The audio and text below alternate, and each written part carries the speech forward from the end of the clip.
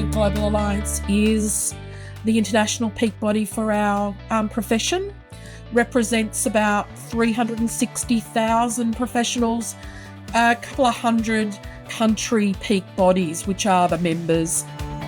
A lot of our friends in Asia, they're grappling with speed.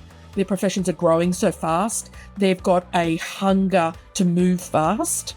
We would consider ourselves a more mature profession, yet I find myself constantly energised and challenged by the speed that our friends are going across the region, and we need to lean in and catch up.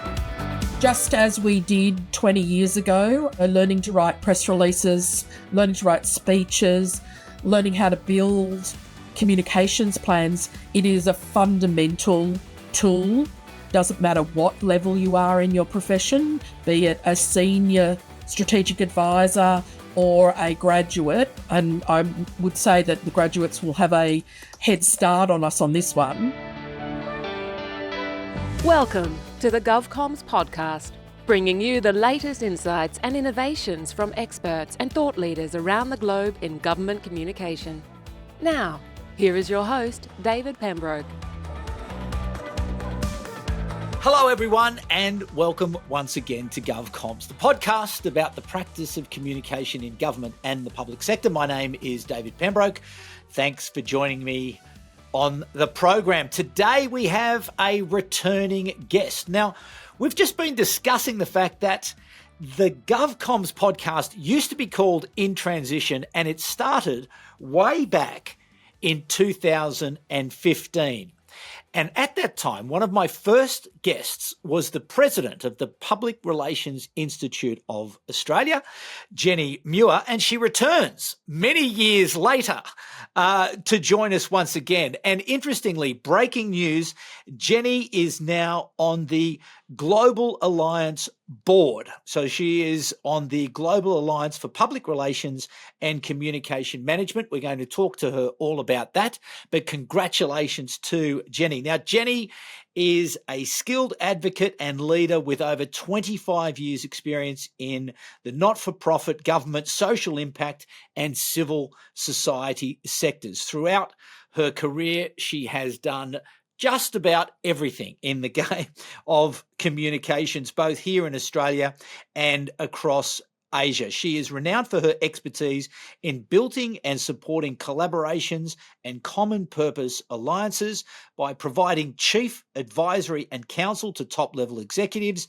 to government leaders, industry peak groups, and her leadership and commitment, as I say, has led her to be recognised with the prestigious Public Relations Institute of Australia President's Award in 2019. And she joins me from her home in Sydney. Jennifer Muir, welcome to GovComms. Thank you, David. Coming to you from Gadigal land. Yes, indeed. And I am on the Ngunnawal country here in Canberra, and I do pay my respects to elders past, present and emerging. Now, Jenny, breaking news. You have just been appointed to the global board of the Global Alliance. Now, tell us that news, because the last time we caught up was at a Global Alliance meeting in the back of a cab. I think we were making our way to the airport in Bali having conversations, but congratulations on the appointment. Tell us a little bit about the Global Alliance and tell us about your role as a global board member. Thanks, David. I think I do remember that back of the cab in Bali. And interestingly enough, the World PR Conference is returning to Bali this year in November. So there's a couple of thousand professionals from around the world that will descend on Bali in November for about 4 or 5 days. So that will be quite an extraordinary gathering. Global Alliance Board, for those in your audience, the Global Alliance is the international peak body for our profession, represents about, I think last count, 360,000 professionals, but a couple of hundred country peak bodies, which are the members essentially. It has been around for 2 decades and has a really connected way of approaching to other organisations around the world that people may also be able to name. I am joining the board. I've been part of the Asia Pac Regional Council that feeds into the global board for a number of years. But I will be a regional board delegate at large. And so what sort of role or what sort of achievements are you planning on accumulating in the time that you are on the board? So the board are very active members. They're not just a governance board. The delegates at large, particularly for this region, very much recognises the speed in which our region is growing, both professionally and also just geopolitically, economically and socially. When you think about the multiples of millions of human beings and citizens that are in our region, there is a growth in our profession that is very, very active. Of course, we have quite a diversity in politics, in cultures, in religions. There's geopolitical targets, obviously, that are being sort of bubbling away that we need to also be mindful of. But generally, the region is very, very active in growing the profession. So for me, it will be about creating alliances and connecting countries, connecting communities and connecting professions.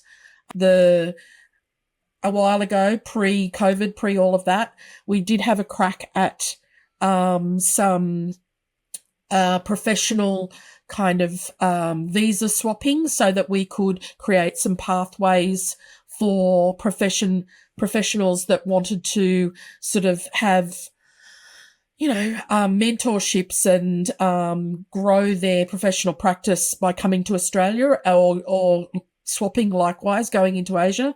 That's still a goal of mine because, we are a profession that needs a lot more graduates, needs a lot more people to respond to the needs of communications, particularly strategically. Yes. Well, I remember even back at that conference that we went to in Bali, you were pushing it back then. Yeah. So we got it to a point where we actually signed an MOU between all of the peak bodies of all of the ASEAN countries to look at having a level playing field as far as education capabilities and capacity building. That was done by a lot of those countries, ASEAN countries. They looked at all of their university credentials and all the rest of it and aligned them globally and to Australia so that was kind of a baseline we could look towards for any kind of professional visa scenarios. But we do need to now sort of turn our heads to what the opportunities are in that space. So in that role as the regional member of the Global Alliance Board, and as you look into Asia, as you say, the fastest growing region in the world, what are the common issues and common opportunities and common challenges that you see that need to be addressed from the profession? AI and the need to balance technology versus the absolute need to have a human-centered approach to all of that. That's something that the whole profession is grappling with. Thankfully, we're on the front foot on that one. There's been a lot of work done over the past 5 years, and that we won't take our eye off that.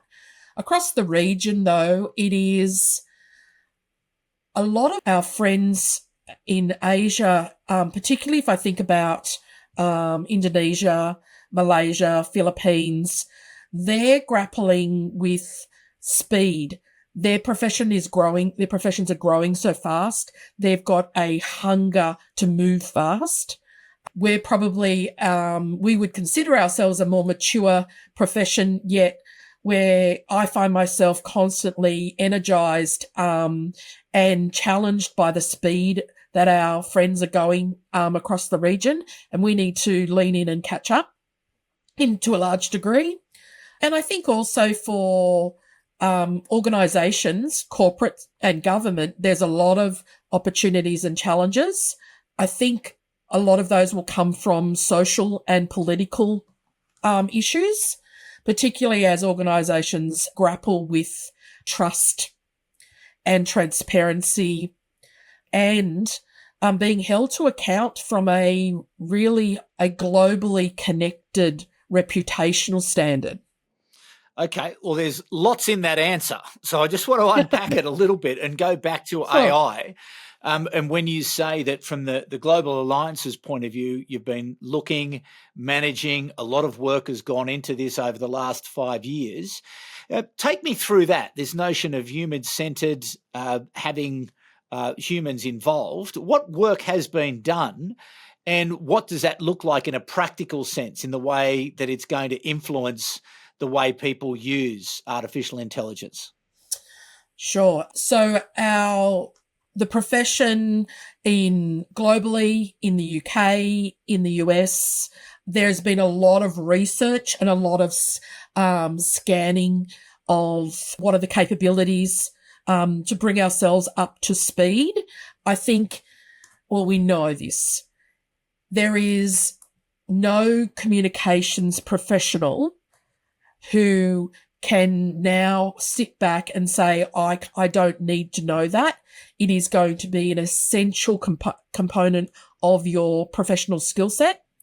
You need to not only have an understanding of AI, and that's generic use of AI, but also very specific skills and understanding not only of the tools and what they do and how they work, but all of the protective factors that we need to now be leaning into to ensure that we are doing no harm, and not just in, the immediate activity that we're involved in, but long term there is an accountability and responsibility that has increased significantly. The other factor that it's very important for us to appreciate and lean into is that humans are absolutely needed now more than ever to guide these tools, and they are tools only. But when you get to a point where AI has a sentient component to it, we are going to need to have our wits about us and very strong frameworks in place, and that all levels of communication professionals will need to be leaning into that as their responsibility. What advice do you have for communications professionals, from those just starting out in their career all the way through to leadership, about how they can acquire the knowledge and the skills and have that attitude of openness and experimentation and curiosity such that they are able to be effective users of artificial intelligence? Look, I think just as we did 20 years ago, learning to write press releases, learning to write speeches, learning how to build communications plans, it is a fundamental tool. Doesn't matter what level you are in your profession, be it a senior strategic advisor or a graduate. And I would say that the graduates will have an absolute sort of head start on us on this one. You do need to set aside time to professionally train yourself and your teams in all of these tools. And I would just put a warning on it. As of February last year, my colleagues in the UK, some brilliant leading academics, they counted the number of AI tools that are now connected to our profession, and the count is going over 6,000 tools. Yeah, right. So this is anything from generating text to manipulating imagery to generating audio, to data. Yeah. Data management, analysis, all sorts of areas there. Yeah, just so that count was a standing count at February last year. you can only imagine where that's gone. It'd be double, triple. Yeah. So it is a bit of a runaway train. I was listening to some colleagues in the US the other day, and their warning was that we, as human beings, tend to lean into new technology when it first comes about. Mind you, AI is not that new. And we get all excited and then, start having very appropriate conversations around, control and management and all the rest of it. And then we tend to get really comfortable with it and forget the long-term implication. We take our eye off the ball, and that's when most of the impact, negative mostly, happens. And we can only look to social media for that as the current scenario. What's your view on the impact and the use of artificial intelligence in the context of government and the public sector? Because interestingly, a couple of weeks ago, I went to a speech that was made by the Secretary of the Department of Health, a gentleman by the name of Blair Comley, who's a very good operator, very smart guy. And he obviously was saying that, yes, artificial intelligence is going to play a key role. But he made the point that it's going to be slower in terms of the adoption in government just because of the governance that sort of sits around a lot of government information, the issues of privacy, of security of data and those other things. And he tended to suggest that, yes, in the longer term, there'll be a significant impact, but in the shorter term, it's likely to have less of an impact because of those considerations. Would you agree with that? I think that that's absolutely the nature of the beast. The tension, I think, that is going to be alive as that they go about that approach is the speed in which the technology is evolving, that your audiences outside of government are on a high-speed trajectory in its use, and typically it takes appropriate amounts of time to get all of those regulatory settings and safeguards in place. That timeline is often out of sync with the speed of which of the thing that you're trying to regulate and control. So there's going to be a natural tension there. And there's also going to be, for the strategic communication teams, a desire and need to lean into it and use to be able to connect with the audiences that they want to connect with. So there's potentially going to be an out of sync scenario.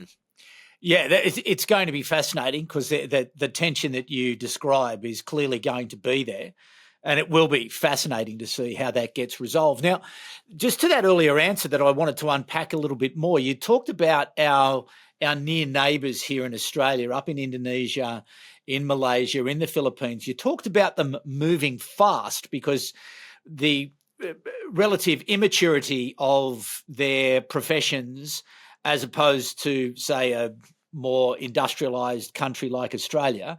But you say that they're moving fast and indeed moving faster.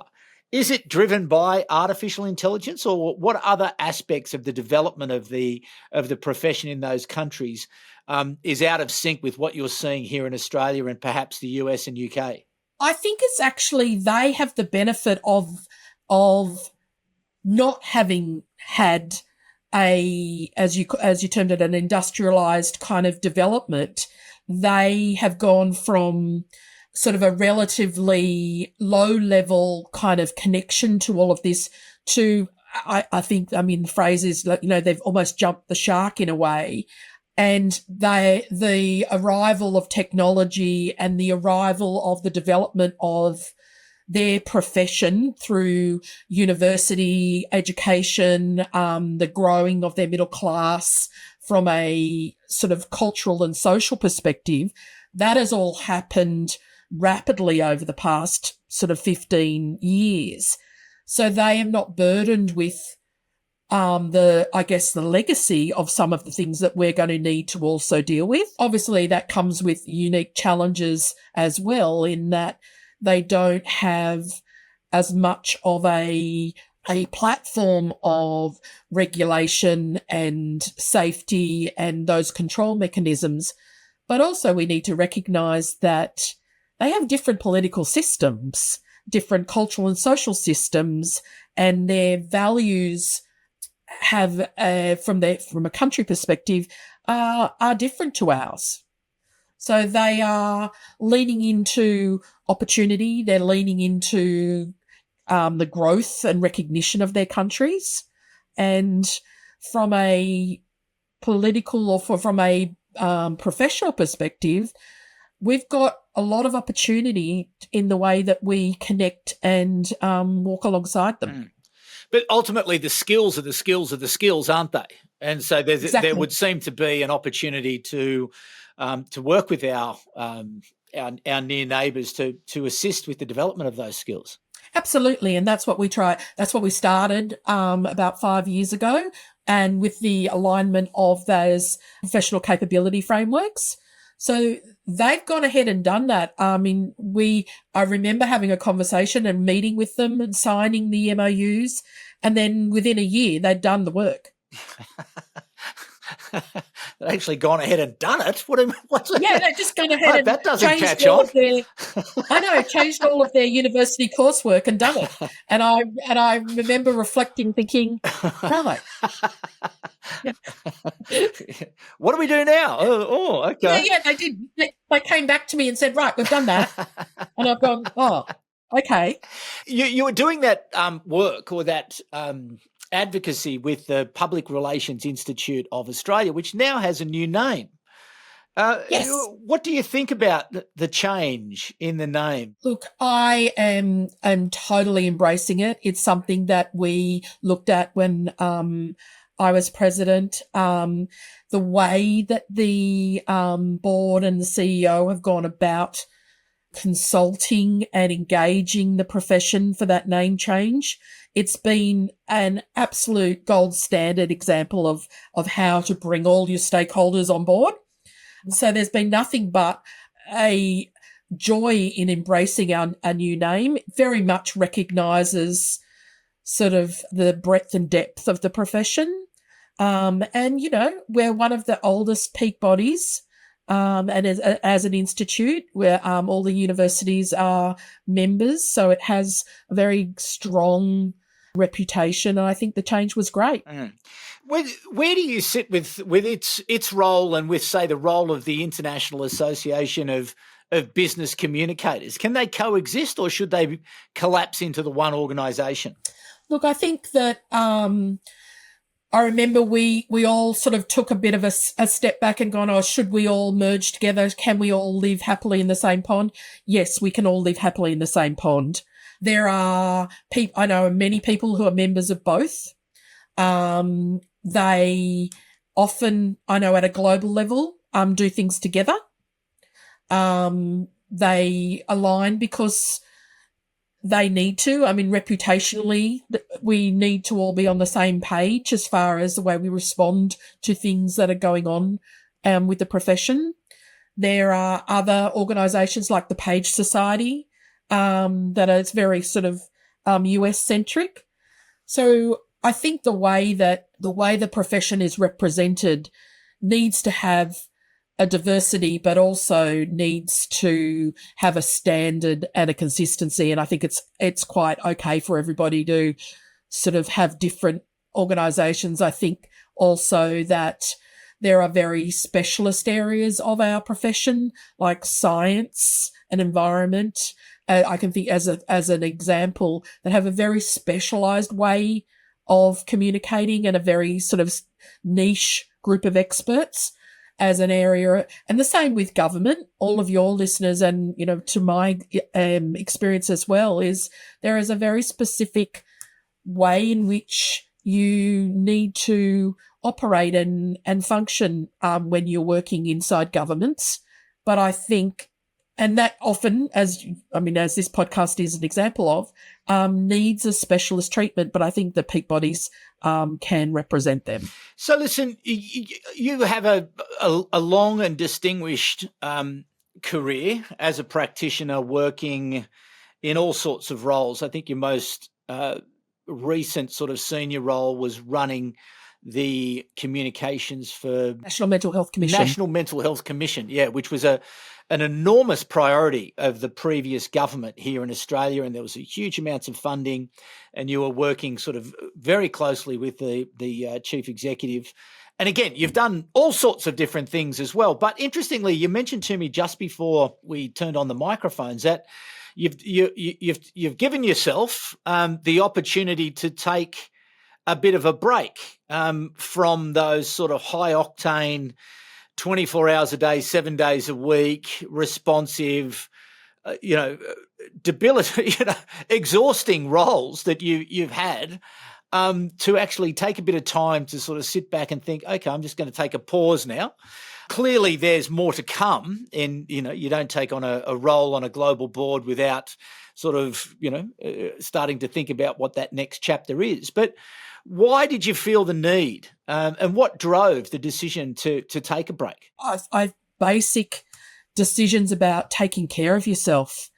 As you said, it was a high octane role. It was on the back of 15 years of very similar sort of roles in consulting with very, very serious social issues that do have a cumulative effect on your own psyche and your own just physical being. But it was also a recognition that continuous professional learning is the lifeblood of what we do. If you're not able to stop and learn from others, to pivot and sit and really deeply take in new ideas, to connect with people in other jurisdictions, other cultures, not just through the job that you're doing at the time, because that's never going to lend you the freedom and the time to really sit and listen and be objective and analyze the ideas and the thoughts and really kind of ruminate on them. And you don't know that you need it until you stop and you do it. Really, that's kind of the way it goes. So that's what I've done. And so was it a personal intervention, or did you have somebody tap you on the shoulder and say, you probably need a break? I was both. Right. But it took me like a minute to go, right, hang on a second. That's a good idea. Yeah, that's a really great idea.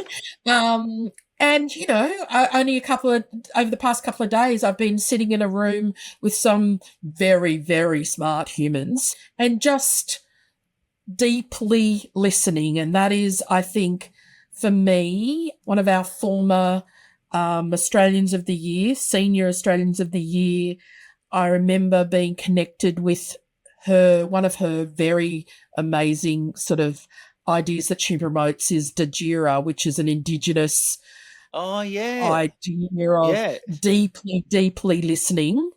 And it's a state of mind, but it's also a state of body. Yeah.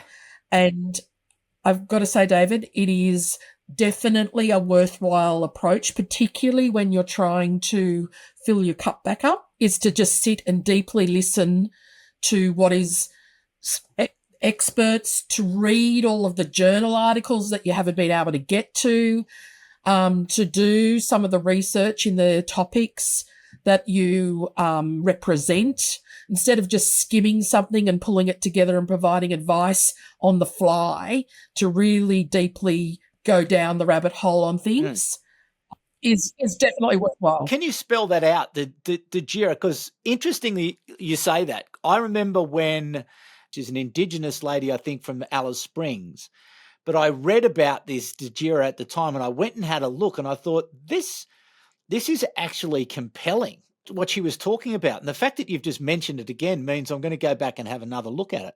Yeah, it's absolutely the dear Miriam Rose. Miriam Rose, that's right, Miriam Rose. The idea of Dajira is just something that is I've really embraced, and I think for me, as we all walk through the vote last year and now are trying to find a pathway from that. Our relationships with our First Nations people, and even the way in which we as strategic communicators connect with and listen to the communities that we are trying to represent and walk alongside to advocate for. The deep listening idea. Yes. And we need to slow down and actually make time for that. Yeah. And I think that, I wrote a note for myself for this conversation is one of the most fundamental things I think that government strategic comms teams and engagement teams really need to build into their toolbox is how to do engagement and consultation with communities in a more meaningful way rather than in a transactional way, particularly if we're wanting lived experience to really co-create and partner with governments for policy reform. Nice. We can't just, it's beautiful but quite detrimental comment that was made to me by some elders, Northern Territory. There was like, oh, you can't just come here and be seagulls. Yeah, right. And I've never forgotten it because it was quite a stark description of the way that they sometimes see government consultation. Yeah.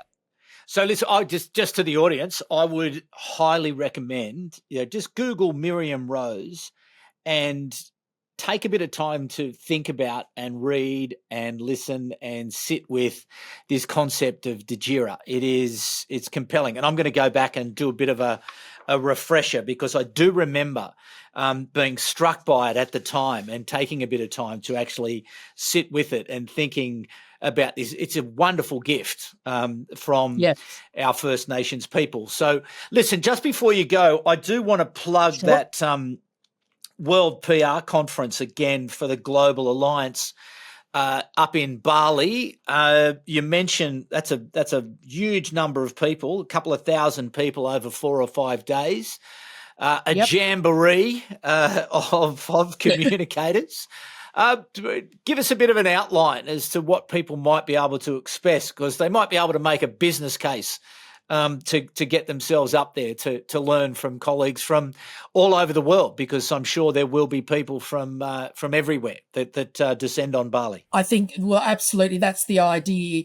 So the theme is, and this will probably help with making the business case, purposeful influence for the common good. Okay, there we go. Like it's completely aligned to government requirements and sort of what your purpose is, your kind of marching orders. Yep. Obviously, there will be a big representation from the region. It's the 19th to the 22nd of November in Bali. It's not very expensive in the scheme of what it is. Of course, you've got flights and bits and pieces, and we're very lucky we're close. And a ticket to that, even government rates buying tickets and a couple of hotel nights, and you kind of can sit within your allocated professional development budget. There we go. Okay, so give us that before we go the website that people can get to. So it's easier to go through the Global Alliance landing page. Yep. So just globalalliancepr.org. Okay, Global Alliance PR.org, and follow your nose and you'll find the tickets. So I am going to have a look at that because I think I need a break. There's nothing like those big they're so much fun because you just run into people and you meet people in elevators and you're standing in the queue to get a coffee, or you're sitting next to someone at dinner, and you just learn. You just learn and learn and learn and learn, and you come back and you just feel so much better about the profession, and you come back energized, and it's always you never regret going to those big conferences. So you suddenly feel part of a tribe and not lonely. Yeah, indeed. No, it is Yeah. a lot of fun. So listen, I will probably see you in Bali. Enjoy that break of Definitely. yours. Don't work too hard. Don't go and see too many smart people. But and you've got lots of books there behind you, and I'm sure you're burning I through do. those. I am. Because There's a pile. don't we all have a pile? I've got a pile at home that I'm trying to get through slowly but surely. I'm doing bits and pieces for colleagues who, sit in very vulnerable organisations. I'm helping them, but yes, I am burning through lots of journals and research pieces as well. Very good. Okay, well, we'll let you get back to that. And Thank very you. grateful, Jenny, for you coming back there. So what a great guest. As I say, a return guest from way back in 2015. And Jenny has had made a substantial contribution to the communications profession here in Australia as a member of the Public Relations Institute of Australia for a long time. Or when it was called that back in the day, but has obviously gone on to now sit on the global board of the Global Alliance. So that's fantastic that she's representing Australia. And I do remember when she was over there, when we were at that conference, and she was arguing for these professional capability frameworks. So it's wonderful to think that work was done and has helped to start to put the foundations in place to grow the profession throughout the ASEAN region, the Association of Southeast Asian Nations, for those of you who are unfamiliar with that term. So anyway, thank you so much for coming back once again. Wonderful guest, and I know that you will take a lot away from that. And I do hope that you do take the effort to get to the World PR Conference in Bali from the 19th to the 22nd of November. It's cheap. That is really, really cheap. And I'm sure with flights to Bali, that probably doesn't cost very much either. So look forward to seeing you at that gathering. And I look forward to you coming back once again. If you do have a chance, and I know you do, everyone's got a little bit of time, a rating or a review, a 5-star review always helps the program to be found. We'll be back in another 2 weeks' time with another guest from the wonderful world of government communications. My name is David Pembroke, and for the moment, it's bye for now. You've been listening to the GovComms Podcast. If you enjoyed this episode, be sure to rate and subscribe to stay up to date with our latest episodes.